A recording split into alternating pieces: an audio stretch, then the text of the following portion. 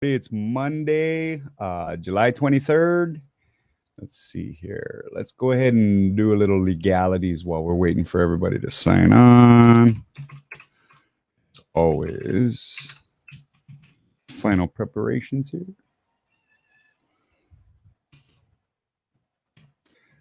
Let's see here.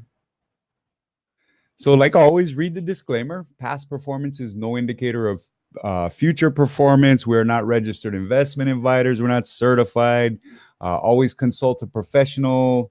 Anything in this show should be taken for entertainment purposes. This is not an offer to buy or sell any securities, and on and on and on. The best way to get this information is to actually read the disclaimer. It's right there in the description. So any of you are interested, which you should all be, because you always want to know the legalities going in. Make sure you read that disclaimer. We had a big day today, so we'll get started in just a second here. Give people a couple more minutes. All right, let's go ahead and get started.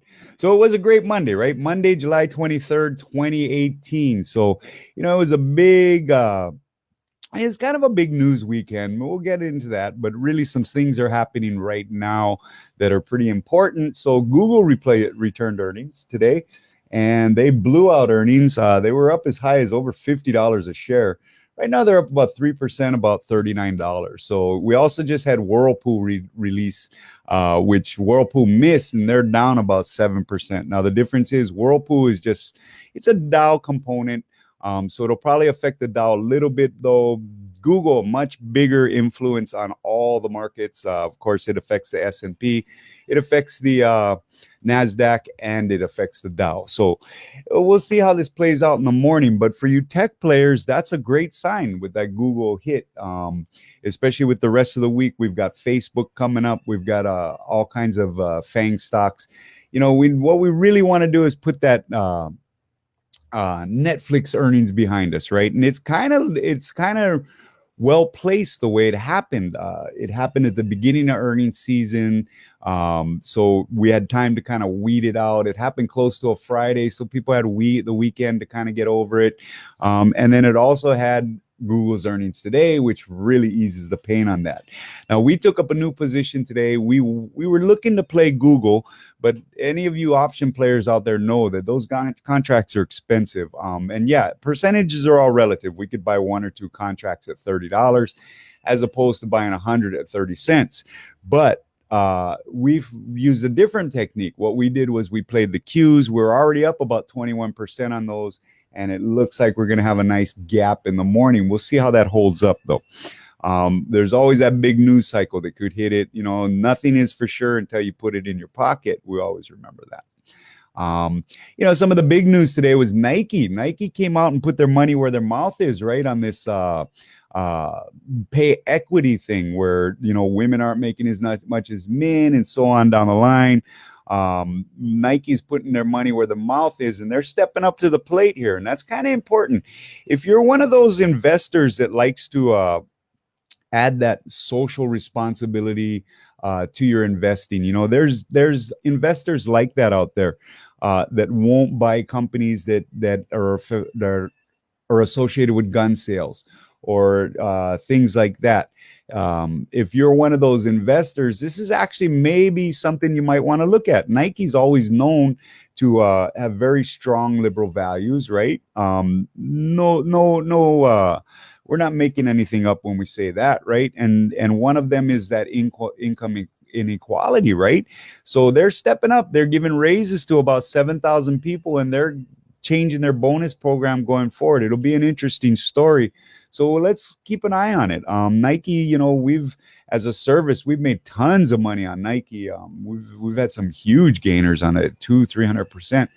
I think we had earlier this year, we had actually a Nike options play where we made over 600% on it. So Nike's a very tradable stock. So we'll keep an eye on it too for all you members of our service that are watching. That's one of them we got on our list. Some of the Twitter fun today, before we get into the seriousness of the show. I don't know how much you guys are on Twitter. We're not on Twitter at all. Actually, the way we get our Twitter news is, and I'll show you guys this. I'll put it in the comments. If for you guys that want to Uh, easy way to get into it. Now, look, this is a site that was originally started by Michelle Malkin, who is a conservative writer.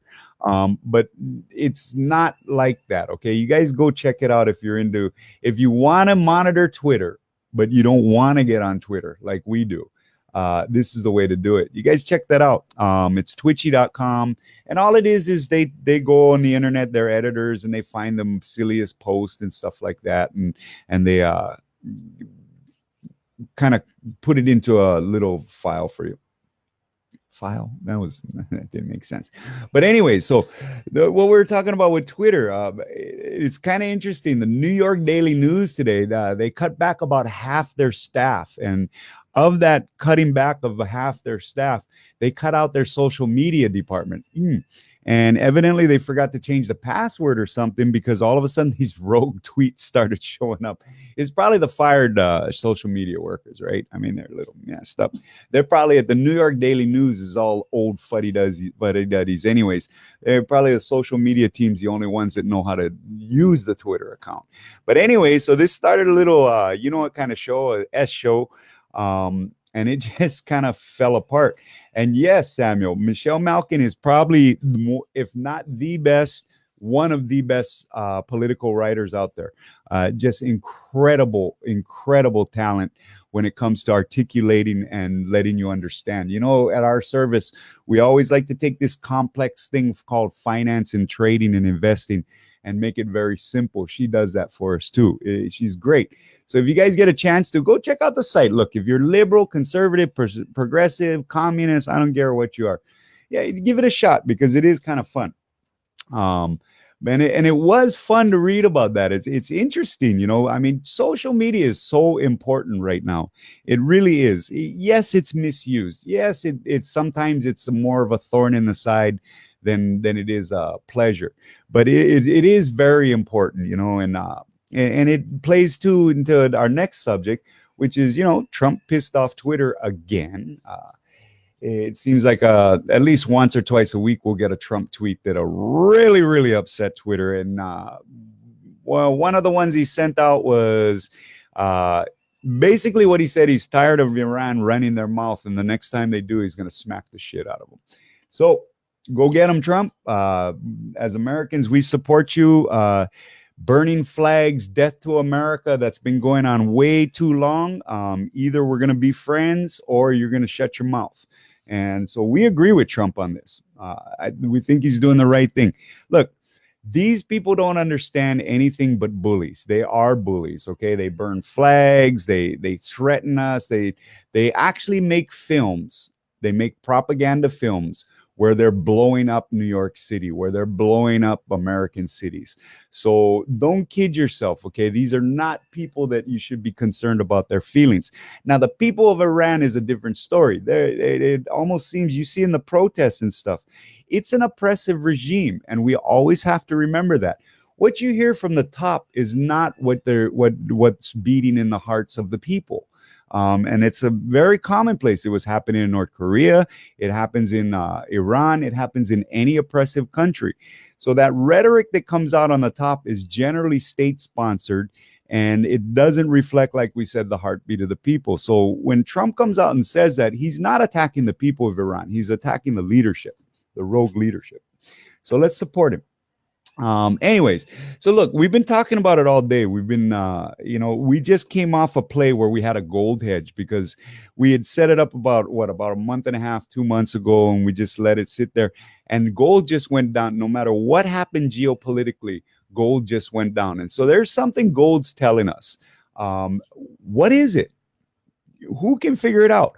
Well, the most common opinion out there right now is that gold is trickling down because everything is in full force rally. The economy, the GDP, the interest rates rising, the rate rising environment, the pro-business environment, the tax cuts for big business. Look at Nike with this taking it into their own hands, the pay equity situation. You know, it's easy to fall into what Alan Greenspan once called irrational exuberance. Now, A lot of people, though, are saying that gold's going down because things are in full overdrive. We're in fifth gear and we are on the Autobahn and we are just racing down the economic freeway. But what's really happening with gold? What is it telling us? Well, we think, look, right back to that irrational exuberance, right? One of the biggest things about when the market started to crash back in 2000, when the tech bubble, one of the biggest things was people were just buying stuff, just if Cisco went down, back then your big stocks were JDSU, Cisco, Pfizer. Those were your tradable stocks. Some of those you guys might not even know anymore because they've either morphed into other companies through M&A or whatever. But look, so one of the biggest thing was, what caused that bubble is people are just buying. They were actually taking their college money and buying stocks. They were actually, if you're a student, the money that you were given for your loan, instead of paying your tuition and stuff like that, you go buy some calls of Cisco or something on a dip. And it was working, but it just got crazy, right? Is this what's happening with this market? Maybe not this week, maybe not next week, maybe not in the next 30, say 90 days. But is this telling us something about maybe winter, right? Or the beginning of 2019? Once we get through a quarter or two of GDP, say what Larry Kudlow was just on TV, he was saying that he's seen 4% for at least 2 quarters. What if we get that? What happens right after? Maybe gold's telling us something about that, right? Maybe gold is telling us that, look, okay, you guys, go ahead. We're going to just let this exuberance just grow and grow and grow. And in the meantime, we're going to trickle down, and people are going to get more complacent, because there is a large portion of the traders that look at gold and they see it going down and they think that's a buy signal. So when's that going to be a fall signal? Well, we'll keep an eye on gold, but we think this means that at some point, maybe late in the year or early next year, which we'll address when we get closer to it, but it's something to think about, that there's going to be some problems. Where it comes from, not sure, but we're going to keep a very good eye on it, and we're going to just definitely tap some money on it. Right now, like we said, we're in this, we just got into those Q trades, which are doing real well. We've got a SPY trade, which we're carrying over from last week, which is right there in the money. So that's the way we're playing it. Right now, we're playing bullish, but that can change. We're traders. We're smart traders, and that we can change. Now, look, if you're having problems with this market and stuff, you know where to click, okay? We're not here to sell you anything. We're here to teach you something. And that's what gold might be teaching us. So that's what you guys got to remember is, look, way back in the mid to late 80s, before you had the internet, one of the biggest things was football gambling, right? And so what would happen is most people that gamble are wrong, right? We know that. Most people that invest lose money.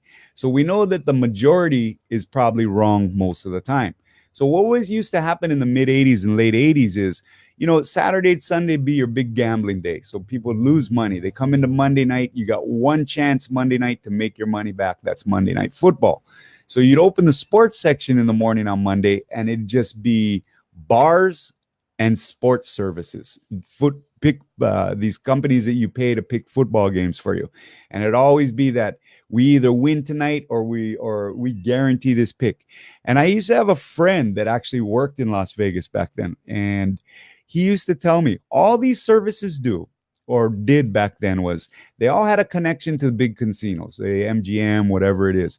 And what they would do is they just call the book and say, hey, which way is the money going?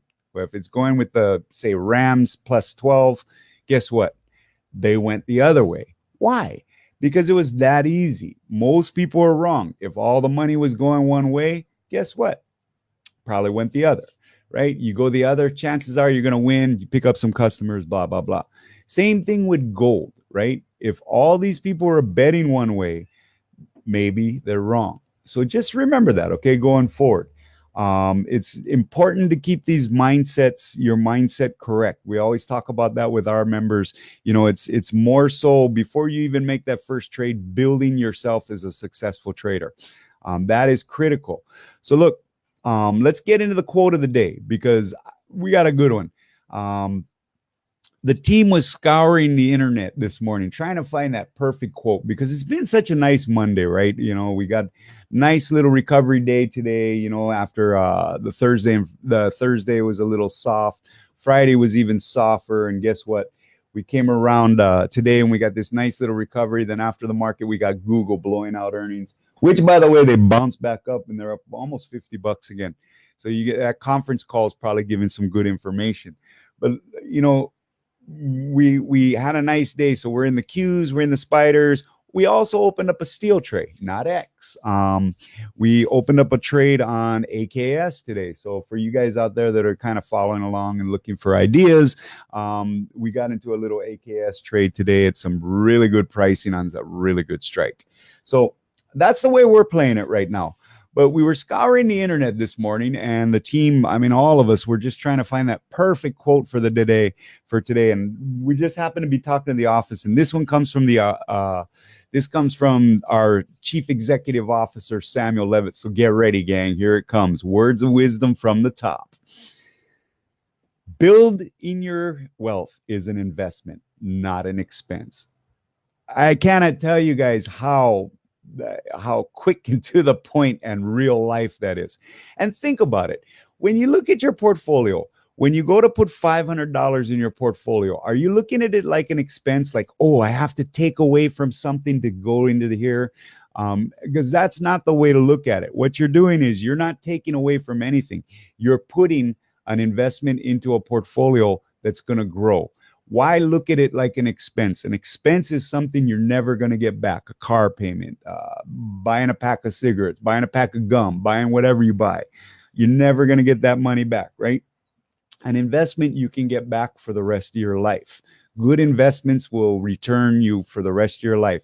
So always, there you go again. We always talk about that. It's so important before you even make a trade to have the mentality of a winning trader. And one of them is realizing that what you are doing right now is probably the greatest thing you're ever going to do to ensure yourself of having the quality of life going forward that you want. Okay. And you have to look at it like that. Building your wealth is an investment. It's a bet on the future. It's a guarantee. It's something to make sure that tomorrow is a brighter sunny day than today was. It's not an expense. And when you start looking at it like that, it's a chore, right? It's not pleasure. It's a chore. Look at how the trade team is when you guys see the shows. We've come on for the shows. Market was down 700 points. We've come on to the show. Market was up 200 points. We're always the same. Why? Because we know we're managing our wealth properly and we're investing for a great future. It's not an expense. It's not any kind of a chore. And you always remember this. This is some of the greatest words of wisdom. We are going to actually keep this on file and that comes from Samuel. Building your wealth is an investment, not an expense. So it looks like you guys are having some fun in the comments and stuff. And just real quick before I get to the comments, I'm going to post a couple articles so you guys can go check them out later. The first one is the Google earnings.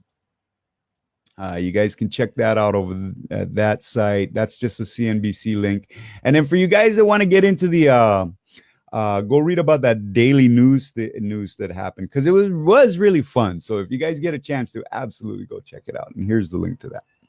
So look, let's go through the question and answers. It was a long day today. We were working really hard. So let's see. We've got a bunch of people saying hi. And yes, so look, you guys, if you guys want to check out Twitter, and look, put your politics on the side before you do this. Okay, this is not about that. Go read that. It's a lot of fun. You post that link too. There you go. It's twitchy.com. So look, gang, doesn't look like we have any real deep questions or anything like that, deep comments. It was a great Monday. We had a great day for the service. We're really happy going into Tuesday. This is one of those nights where the trade team doesn't sleep good, not because they're so worried, but because they're so freaking excited. It's like Christmas Eve, right, to the children. So if you're not trading like that, if you're not having trouble sleeping at night because you're feeling like it's Christmas Eve with your portfolio, if you're feeling like the Grinch is coming, then you know where to go, okay? And that's another good point here we talk about. You see how the trade team's so excited. We were just talking about it before we came onto the show. That look, it's so exciting. It's like Christmas Eve. Everybody's kind of just looking forward to the market open tomorrow. Now, look, something could happen. Something could happen between Trump and Iran. Something could happen anywhere, and it could throw a monkey wrench into it. But right now, we're having we're having Christmas Eve. So look, you guys have a great night. It's Monday night. The best thing about today is we are now 8 days away from football season, which makes the trade team happy. So look, guys, you have a great Monday night. You guys take it easy. Markets close. Go enjoy your life. Go start enjoying your wealth. If you're not doing well in the stock market and you need some help, you know where to come. Links right there. Other than that, we'll see you guys tomorrow for the follow-up show, Tuesday tomorrow. And you guys have a great night, okay? You bet. It was a lot of excitement today. And the rest of the week should be just exciting too, okay? So you guys tune into the show daily, because we've got big earnings. We've got some fangs. We've got all kinds of stuff. Just like today, we had Google one more time before we sign off. Yeah, it's up about $40, man. That's not a bad night, huh? Anyways, so you guys have a great night. We'll see you guys at the show tomorrow, okay? Aloha.